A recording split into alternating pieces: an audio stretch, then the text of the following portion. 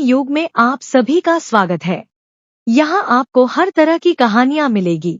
प्रेम कहानी से लेकर मर्डर तक और रहस्य से लेकर हॉरर तक और बच्चों की कहानी से लेकर रोमांस तक। यह कहानियों का युग है। तो आइए चलते हैं इस युग में और कहानियों का आनंद लेते हैं। आज की कहानी है कुएं का विवाह। एक बार राजा कृष्णदेवराय और तेनालीराम के बीच किसी बात को लेकर विवाद हो गया। तेनालीराम रूठकर चले गए। 8-10 दिन बीते तो राजा का मन उदास हो गया। राजा ने तुरंत सेवकों को तेनालीराम को खोजने भेजा। आसपास का पूरा क्षेत्र छान लिया पर तेनालीराम का कहीं पता नहीं चला। अचानक राजा को एक तरकीब सूझी। उसने सभी गांवों में मुनादी कराई कि राजा अपने राजकीय कुएं का विवाह रचा रहे हैं, इसलिए गांव के सभी मुखिया अपने अपने गांव के कुओं को लेकर राजधानी पहुँचे। जो आदमी इस आज्ञा का पालन नहीं करेगा उसे जुर्माने में 1000 स्वर्ण मुद्राएं देनी होंगी।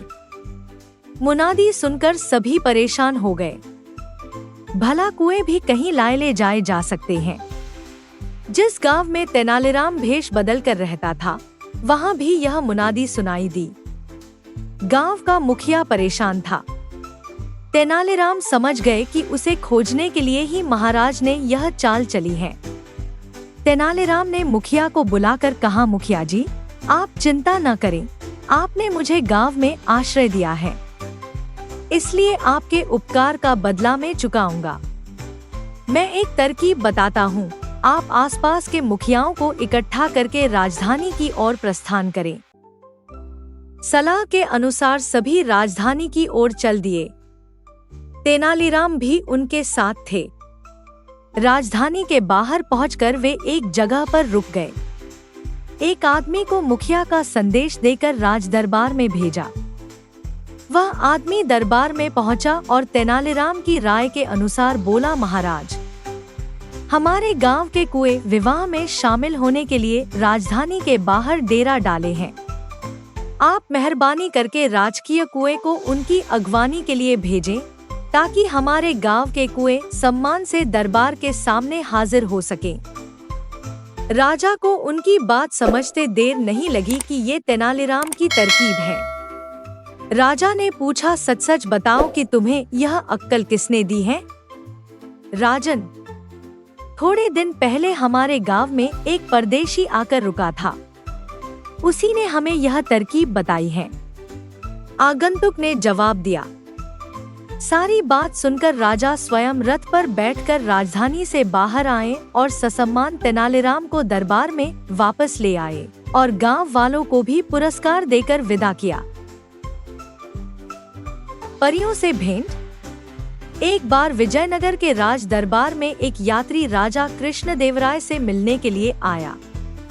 पहरेदारों ने राजा को उसके आने की सूचना दी। राजा ने यात्री को उनसे मिलने की आज्ञा दे दी। यात्री बहुत ही लंबा व पतला था। उसका सारा शरीर नीला था। वह राजा के सामने सीधा खड़ा होकर बोला, महाराज, मैं नीलदेश का नीलकेतु हूँ और इस समय मैं विश्व भ्रमण पर निकला हुआ हूँ। अनेक देशों की यात्रा करते हुए मैं यहाँ पहुँचा हूँ।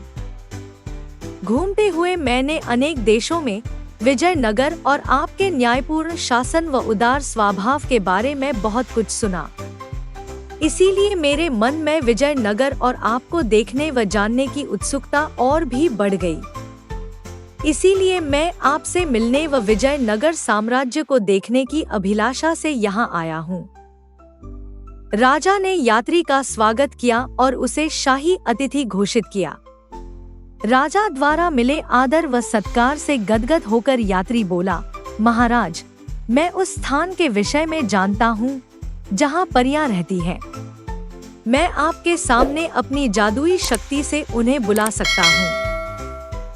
यह सुनकर राजा बहुत उत्सुक हो गए और बोले, इसके लिए मुझे क्या करना होगा? नीलकेतु, महाराज, इसके लिए आपको नगर के बाहर स्थित तालाब के किनारे मध्यरात्रि को अकेले आना होगा। तब मैं वहां परियों को नृत्य के लिए बुला सकता हूँ। नीलकेतु ने उत्तर दिया। राजा उसकी बात मान गए। उसी रात मध्यरात्रि में राजा अपने घोड़े पर सवार होकर तालाब की ओर चल दिए। वहाँ पुराने किले से घिरा हुआ एक बहुत बड़ा तालाब था। राजा के वहाँ पहुँचने पर नीलकेतु पुराने किले से बाहर निकला और बोला, स्वागत है महाराज, आपका स्वागत है। मैंने सारी व्यवस्था कर दी है और पहले से ही परियों को यहाँ बुला लिया है। वे सभी किले के अंदर हैं और शीघ्र ही आपके लिए नृत्य करेंगी। यह सुनकर राजा चकित हो गए। उन्होंने कहा था कि मेरी उपस्थिति में परियों को बुलाओगे? नीलकेतु बोला, यदि महाराज की यही इच्छा है तो मैं फिर से कुछ परियों को बुला दूंगा। अब अंदर चला जाए। नीलकेतु के साथ जाने के लिए घोड़े से उतर गए। जैसे ही वह आगे बढ़े, उन्होंने ताली की आवाज सुनी। विजयनगर की सेना ने नीलकेतु को पकड़कर बेड़ियों से बांध दिया। राजा ने आश्चर्य से पूछा, यह सब क्या है और यह हो क्या रहा है? तभी तेनाली राम पेड़ के पीछे से निकला और बोला, महाराज, मैं आपको बताता हूँ कि यह सब क्या हो रहा है। यह नीलकेतु हमारे पड़ोसी देश का रक्षा मंत्री है। किले के अंदर कोई परियों नहीं है। वास्तव में इसके देश के सिपाही ही वहाँ परियों के रूप में छिपे हुए हैं। अपने नकली परों में उन्होंने अपने हथियार छिपाए हुए हैं। यह सब आपको घेरकर मारने की योजना है। राजा बोले, तेनाली राम, एक बार फिर मेरे प्राणों की रक्षा के लिए तुम्हें धन्यवाद। परंतु तुम्हें यह सब पता कैसे चला? तेनाली राम ने उत्तर दिया, महाराज, जब यह नीलकेतु दरबार में आया था तो इसने अपने शरीर को नीले रंग से रंगा हुआ था। परंतु यह जानकर कि विजयनगर का दरबार बुद्धिमान दरबारियों से भरा हुआ है, यह घबरा गया तथा पसीने पसीने हो गया। पसीने के कारण इसके शरीर के कई अंगों पर से नीला रंग हट गया तथा इसके शरीर का वास्तविक रंग दिखाई देने लगा। मैंने अपने सेवकों को इसका पीछा करने के लिए कहा। उन्होंने पाया कि ये सब यहाँ आपको मारने की योजना बना रहे हैं। राजा तेनाली राम की सतर्कता से प्रभावित हुए और उसे पुनः धन्यवाद दिया। तो दोस्तों, आप सबको कहानी कैसी लगी कमेंट करके जरूर बताएं और अपने दोस्तों को भी शेयर करें। और ऐसे ही दिलचस्प कहानियों के लिए हमारे चैनल कहानी युग के साथ जुड़े रहें।